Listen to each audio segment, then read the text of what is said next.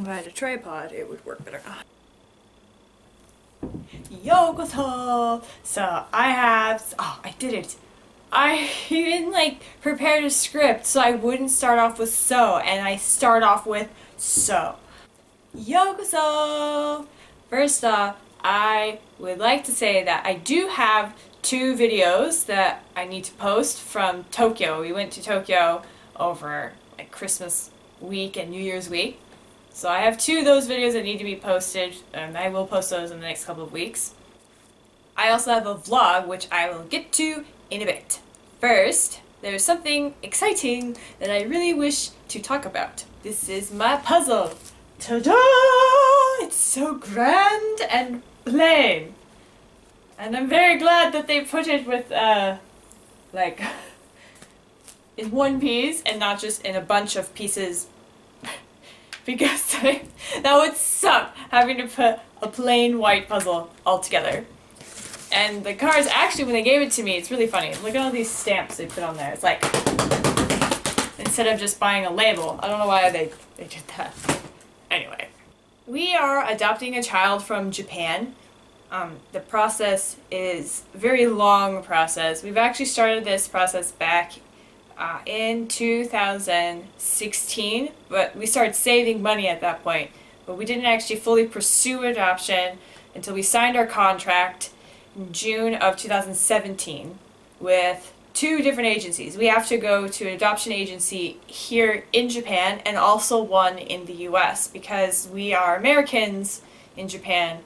So there's 2 different ways we could do adoption, which is kind of open to anybody who lives abroad as an American.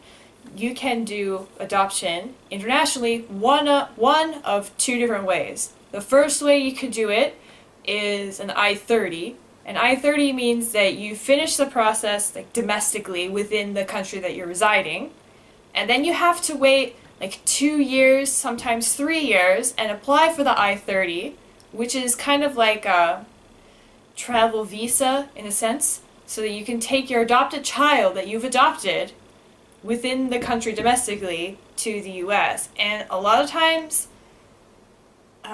it's not exactly the safest option, because what is considered an orphan in the residing country is not necessarily considered an orphan in the United States, so they won't often approve that process, or there are other requirements that they miss.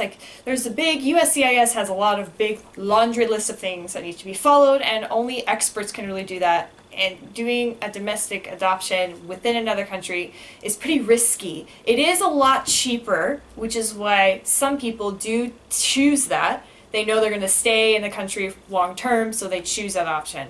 But we are not doing that option. We are doing the second option, which is the I-600.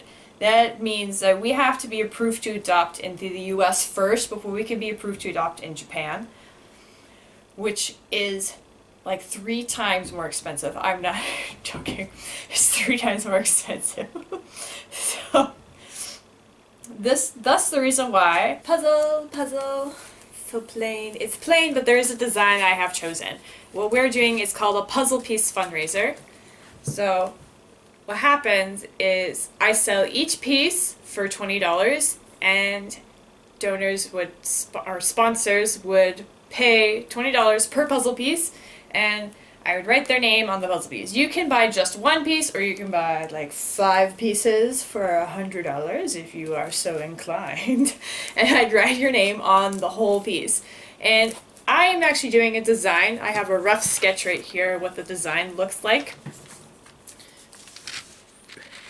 This is a design. It says 2 worlds, 1 family. And at the bottom I'll write the name of the adopted child and the date of their adoption.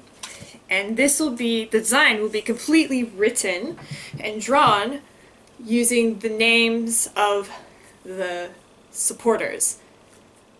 For example, the stripes here they're going to be red, of course, because it's United States, but these stripes here, I will write the names. So if there's 2 or 3 puzzle pieces here, and say, for example, Lisa donated $60, then I would write Lisa's name in the red here across 3 puzzle pieces. So that way, when we finish the puzzle, and like put it together. I'll frame it and we'll hang it up in our child's room, and they can always see who donated, and they'll also be in the whole design. This I designed myself. I was inspired by, a while ago they had these mugs. I think somebody on Etsy, I think in the UK, started it on these mugs, and it would say like, the love of a mother knows no distance, and it would have like two countries tied together, so like for someone who was studying abroad kind of a thing. And I thought that was so cute, and I just had to do it. So I stole the idea a little bit, but I changed up like two worlds, one family, because our child will be Japanese and of course we're American. I will provide a link in the description box below so that you can purchase your own puzzle piece, and I will write your name tentatively on the back of one so that I can, after that, I'll look through all the names and then make that design out when I finish, and I will show you updates and stuff.